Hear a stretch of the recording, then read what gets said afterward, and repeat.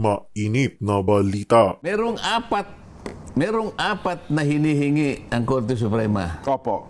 Mula sa 10 yata yun, hindi ko nagkakamali. 4 doon ay sinagot nila ng pabalang. Alam mo ang sagot nila? Kami po kanya ay magsasabi sa inyo ng ganito. May mga bagay po na wala po tayong pakialaman. Kung baga ganito sila co-equal branch po tayo Kaya wag nyo kaming panghimas. Parang ganun Bakit hindi mo isagutin ng totoo yun? Isipin mo merong apat na hinihingi ang Korte Suprema. Opo. Mula sa 10 yata yun, hindi ko nagkakamali. 4 doon ay sinagot nila ng pabalang. Solicitor General ito. Halimbawa, wala lang sa akin yung listahan. 4 ito Opo. Sabi doon sa isa, in relation to the articles of impeachment submitted to the Senate, kailangan naming malaman, sabi niya, kung lahat ng mga miyembro na pumirma, yung 215, ay binigyan nyo ng isa-isa ng kopya. Yan. Opo. Alam mo ang sagot nila? Kami po kanya ay magsasabi sa inyo ng ganito. May mga bagay po na wala po tayong pakialaman. Kung baga ganito sila Tama. Tayo po mag-obserba po tayo ng kanikanyang ng kanikanyang limitasyon. Co-equal branch po tayo Kaya wag nyo kaming panghimas. Parang ganun Sabi, 4 ito Tinatanong lang naman lahat po ng pumirma 200 in relation to the articles of impeachment, binigyan po ba nyo sila ng isa-isa ng pagkakataon na mabasa man lang nila ito? Opo. Bakit hindi mo isagutin ng totoo yun? In relation to that article, blah, blah, blah. Nabigyan nyo po ba sila ng panahon? Nabigyan nyo ba sila ng kopya ng lahat ng ebidensya na kanilang dapat na mabasa upang sa ganun ay makapirma sila o hindi? Opo. Yun, yun ang tipo ng mga pangangailangan Diba? Ganun ang sagot. Nako. Meron po tayo kanyang sariling spear. Kanya-kanya Opo. Separation. Para sagutin mo ang Korte Suprema ng ganun. Opo.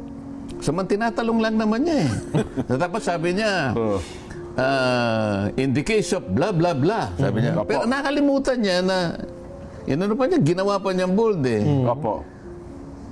Kung yan naman kanya hindi nakakita ng kaduda-duda ang Korte Suprema, kaduda-duda nga kaya nga hinihingi niya sa inyo ito Hindi, kasi nakakita siya nakakampi sa katauhan ng isang associate justice retired Sabi, pumirma na nga tatanungin niya pa kung nabasa o hindi. Di ba parang ganun na lang style hilaw nga.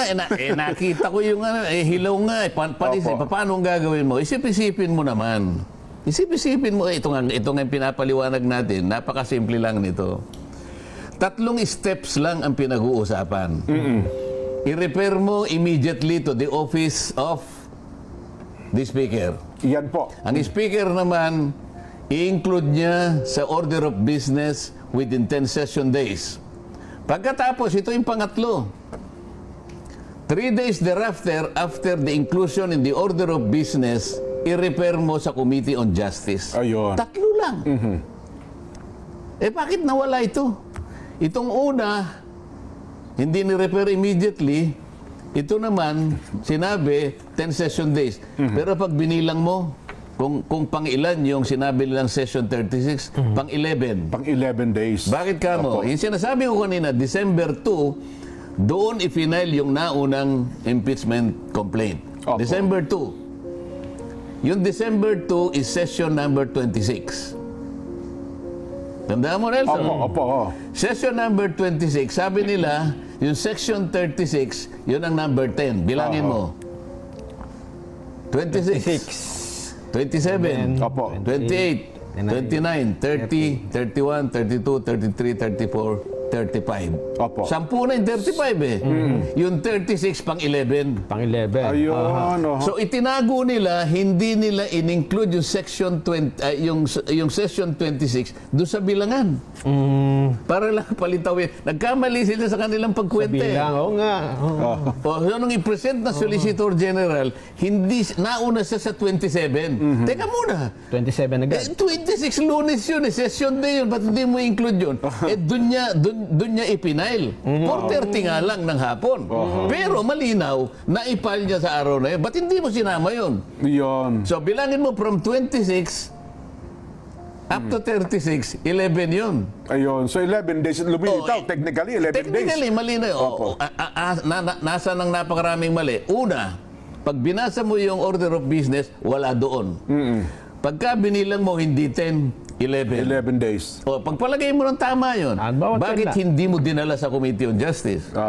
Bakit dinala mo sa archives? Pinatay nila. In-archive. Pag dinala mo sa archives, namatay yun. Kaya nga sabi ko sa iyo na panis. Pagkatapos, itong lutong panis at hilaw na hilaw, dadalhin mo sa Senado at sasabihin mo, Senate, forthwith. Lunukin nyo yan, ha? Nagmamadali sila.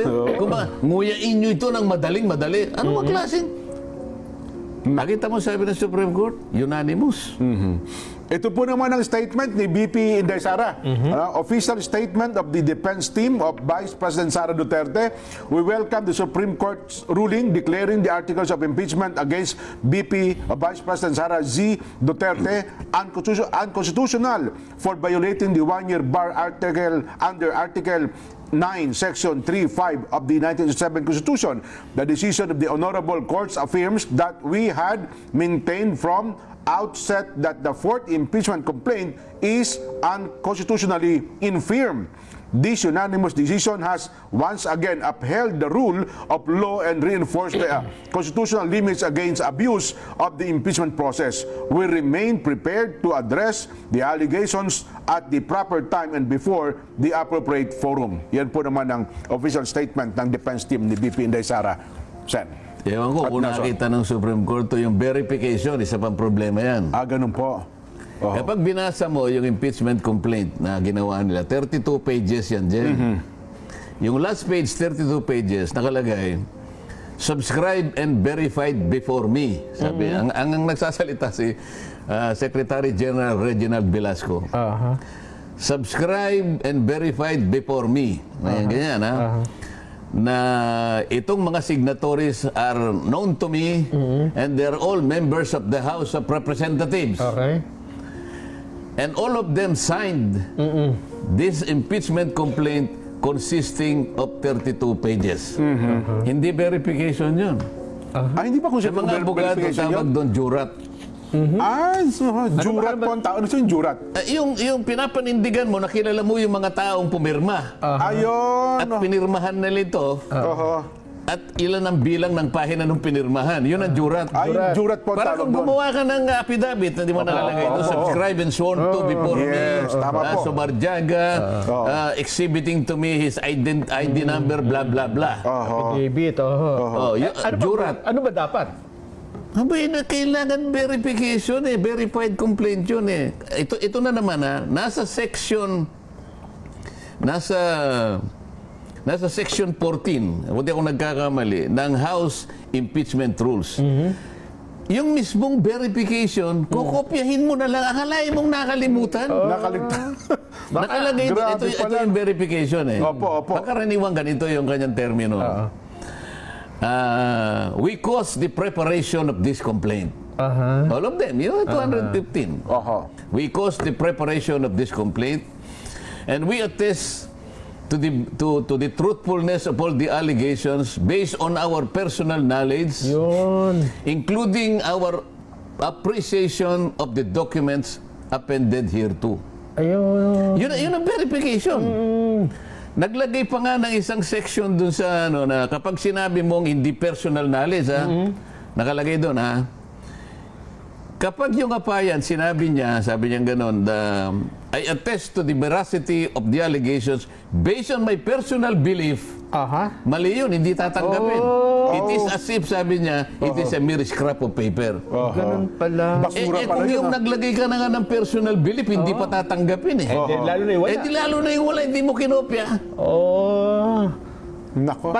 Isa pang ano yun, isa pang, baka hindi napansin ako, pero palagi ko nakita rin. Page 32, tingnan mo. Hindi yun ang verification na hinihingi ng rules ng impeachment. Isip-isipin mo, letra por letra nilagay na nga para sa kanilang guide eh. Kokopyahin mo na lang kung bakit hindi pa nila kinopya. Nako. Talaga naman. O kaya tinatanong ng Korte Suprema, sino ba ang opisinang nag-prepare nito? Ayaw din nilang ano eh. Ay din sabihin. Isa yun doon sa mga ayaw nilang sagutin. Hindi po ninyo kaya. Hindi po namin pwedeng yung sarili namin. Kanya-kanya po Kanya-kanya tayong tayong trabaho. teritoryo. Hindi nyo na pakialam. Huwag nyo na pakialam sino gumawa niyan. Basta kami. Yun ang isa sa ayaw nilang tanggapin. Ayaw. Isipin mo, 4 doon sa 10. Nangatwiran sila, may kanya-kanya po tayong sariling teritoryo. Wala tayong pakialamanan. Oo, sinabi nila, hindi po kayo pwedeng mag-encroach sa sarili namin. We are co-equal branch of government. Pero bakit na pala doon sa desisyon na ito, parang walang tinawag na oral arguments? Hindi ba kailangan magkaroon ng oral arguments sa isang usaping ito? Malinaw na nakita niya kaya nga humingi siya ng 10 impormasyon. Sabi ko nga yung una pa lang, yung A, letter A. What is the status of the 3 initial complaints? Sabi ko, ito na matindi. Diyan pa lang. Doon pa lang, magkakaalaman na tayo. Nakalimutan niyo ba yung sinabi ko? Tama. Doon pa lang. Nakita niya, pinatay niyo o patay. Kung patay yun, yung pangalawa, hindi rin pwede. Hindi lalo yung pang-4, lalo hindi pwede. Ay, nakasaglit lang po. Mapapasarap kami, naubos agad. Wala pa tayo refill ng kape. Napasarap ako ng Ubus na kape. eh, oh. Oo nga. Saka yung pangbara. Napasarap ang ating kwentuhan eh.